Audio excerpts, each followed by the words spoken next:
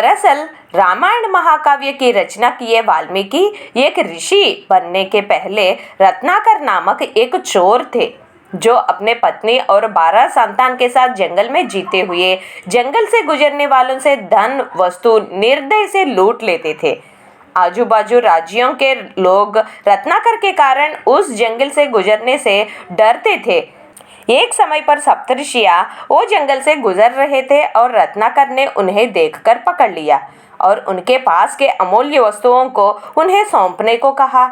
लेकिन सप्तऋषियों ने वे ऋषि होने से उनके पास कुछ अमूल्य वस्तु या धन नहीं होने की बात भी बताए। 3 दिन से रत्नाकर को कुछ नहीं मिलने से उनका परिवार भूखा होने से रत्नाकर सप्तऋषियों को कुछ न कुछ देने के लिए मजबूर करने लगे। तब सप्तऋषियों ने अपने दिव्य दृष्टि से रत्नाकर का भविष्य देखकर जान लिए कि उन्हें महान ऋषि बनने का भविष्य है, तो सप्तऋषियों ने रत्नाकर को मंत्रोपदेश कर ज्ञान बोध करना चाहा और तुरंत उन्होंने रत्नाकर को उनके नाम से बुलाया। बिना बताए अपना नाम सप्तऋषियां जानने से रत्नाकर आश्चर्यचकित हो गया। तब सप्तऋषियों ने रत्नाकर को वह सभी से चुराए हुए धन क्या करेगा पूछने पर रत्नाकर ने वो सारा धन अपने परिवार के पोषण के लिए उपयोग करने की बात बताया। तब सप्तऋषियों ने पूछा कि आपसे कमाए हुए ये पाप धन से आपने पाप भी कमा लिया, तो जैसा आपका परिवार इस पाप धन में भाग लेंगे वैसा क्या आपका परिवार ये पाप में भी भाग लेंगे? तब रत्नाकर ने उनका परिवार उनके पाप में भी भाग लेने की बात विश्रम्भ से बताया। लेकिन सप्तऋषियों ने रत्नाकर को वही बात अपने परिवार से पूछने को कहा। अगर उनका परिवार इस पाप में भागीदार रहे तो रत्नाकर जो चाहे उसकी सृष्टि कर उनको देने की बात स्पष्ट किया। सप्तऋषियां भागने के लिए ऐसा योजना बनाया समझकर रत्नाकर ने सप्तऋषियों को एक झाड़ को बांधकर घर जाकर अपने पत्नी और संतान को उनके पाप में भी भाग लेने की बात पूछा। तुरंत रत्नाकर के पत्नी और सभी उनके पाप में भाग लेने से इनकार कर लिए।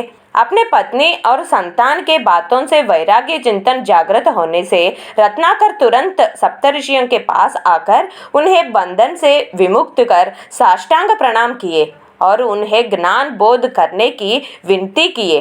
तब सप्तऋषियों ने कहा कि रत्नाकर को मंत्रोपदेश करने वह तैयार है, लेकिन कई सालों से पाप कृत्य करने से वह मंत्रोपदेश लेने के लिए अयोग्य है। फिर भी उनके भविष्य में ऋषि बनना ध्यान में रखकर सप्तऋषियों ने मरा शब्द लगातार बोलने से वही शब्द रत्नाकर को महामंत्र होगा कहकर चले गए। मरा शब्द का लगातार उच्चारण राम नाम स्मरण के समान होगा। सप्तऋषियों के उपदेशानुसार रत्नाकर एक झाड़ के नीचे मरा मरा मरा शब्द का स्मरण करते हुए कई सालों तक रह गए। इसी तरह रत्नाकर वो ही जगह पर कई साल रहने से उनके आजू बाजू में सांप बिल बन गया। फिर भी रत्नाकर अपने तप से बाहर नहीं आए। एक दिन सप्तऋषियां वहां से गुजरते हुए सांप बिल से राम नाम आना जानकर रत्नाकर को पहचान कर उन्हें सांप बिल से बाहर निकाला। तब सप्तऋषियों ने रत्नाकर को उनका पाप क्षय होकर उनका पुनर्जन्म होने की बात बताया। पुनर्जन्म मतलब सत्कर्म से पापों का क्षय कर आत्मशुद्धि होना, जिससे उनके पूर्व और वर्तमान जीवन में बदलाव दिखेगा। इस तरह रत्नाकर पुनर्जन्म लेने से सप्तऋषियों ने उन्हें वाल्मीकि नाम दिया, क्योंकि संस्कृत भाषा में बिल को वाल्मीकि कहते हैं। रत्नाकर उस वाल्मीकि से पुनर्जीवित होने से उन्हें वाल्मीकि नाम दिया गया। इस तरह पुनर्जीवित हुए वाल्मीकि ने अपने भविष्य काल में श्री राम और सीता के जन्म से पहले ही 24,000 श्लोकों के रामायण महाकाव्य की रचना किए।